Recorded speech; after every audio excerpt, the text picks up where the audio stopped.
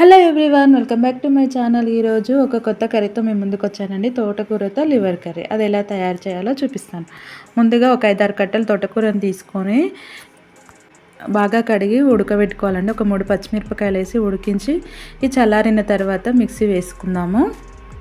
మెత్తగా గ్రైండ్ చేసుకొని ఇలా ప్లేట్లోకి తీసుకొని అందులోకి ఒక 1/2 కప్పు శనగపిండి, 1.5 టేబుల్ స్పూను కార్న్‌ఫ్లోర్ వేసి బాగా మిక్స్ చేసుకోవాలండి. అందులో అలాగే కొద్దిగా అల్లం వెల్లుల్లి పేస్ట్,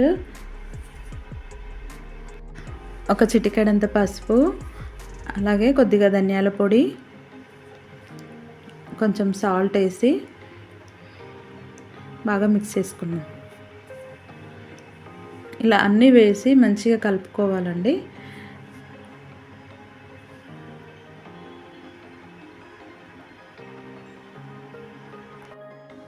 ఇంగ్రీడియంట్స్ అన్నీ కలిసేలా ఇలా అన్నీ మంచిగా కలుపుకోవాలి.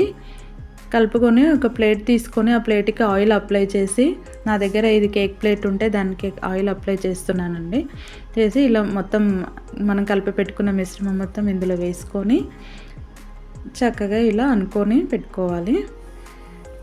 అలాగే స్టవ్ పైన ఒక గిన్నె పెట్టి దాంట్లో ఒక గ్లాస్ వాటర్ వేసి నేను స్టాండ్ పెడుతున్నానండి. ఇది ఆవిరి పైన ఉడికించుకోవడానికని.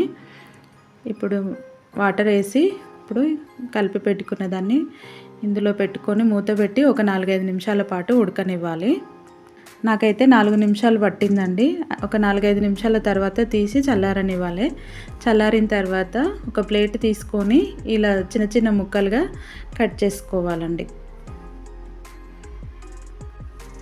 ఇలా అన్నీ ఈక్వల్గా వచ్చేలా కట్ చేసుకొని ఒక ప్లేట్లో తీసి పెట్టుకుందాం. ఇప్పుడు స్టవ్ పైన బాండీ పెట్టి ఆయిల్ పెట్టుకొని ఇందాక కట్ చేసుకున్న వాటిని ఇలా ఆయిల్లో వేసి ఫ్రై చేసుకోవాలి. అన్నీ మొత్తం ఇందులో వేసుకొని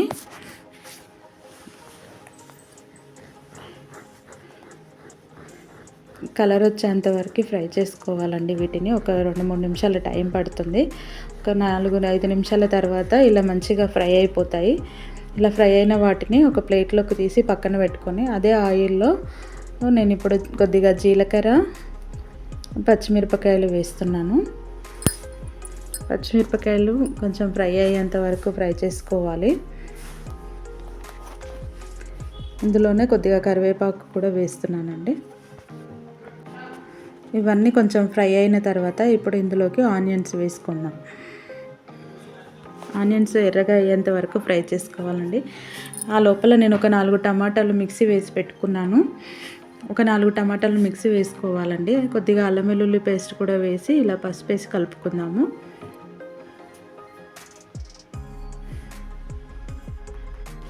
కొద్దిగా ఫ్రై అయిన తర్వాత ఇందులో 1 స్పూన్ కారము, అలాగే సరిపోయినంత ఉప్పు వేసుకొని కలుపుకోవాలండి. అలాగే కొద్దిగా ధనియాల పొడి కూడా వేస్తాను. మసాలాలన్నీ మంచిగా కలిసేలా కలుపుకుందాం.